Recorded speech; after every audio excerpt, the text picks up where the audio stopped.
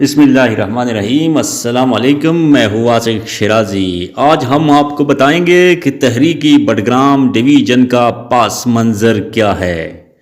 اس تحریک کی ابتدا 1987 عیسوی سے ہوئی اور اس تحریک کا پہلا نام تحریک عباسین ڈویژن تھا۔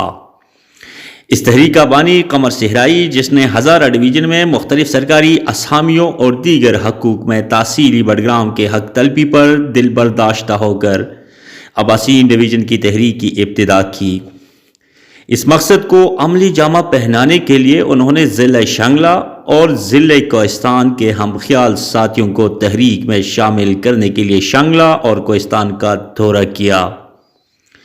ضلع شنگلہ اور کوہستان کے ساتھیوں نے مکمل حمایت کی، جبکہ سال 1993 عیسوی میں فقیر محمد خان فقیر ارغشوری نے تنظیمی نوجوانان بٹگرام کے پلیٹ فارم سے ضلع بناؤ تحریک کی ابتدا کی، تو قمر صحرائی اس تحریک میں شامل ہو گئے اور پشتو آدبی سانگا بٹگرام کو اس تحریک میں ضم کر دیا،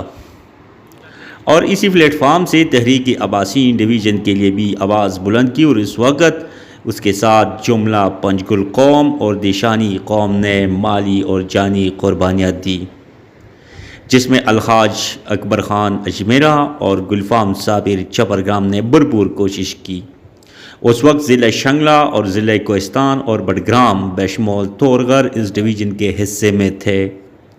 مگر آج صورتحال تبدیل ہو گیا اور آج ضلع الائی، ضلع تورغر اور ضلع بٹگرام اس ڈویژن پر مشتمل 3 اضلاع ہے،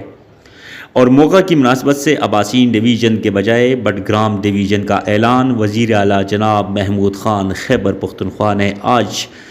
ایک بہت بڑے جلسے عام میں انہوں نے اعلان کیا۔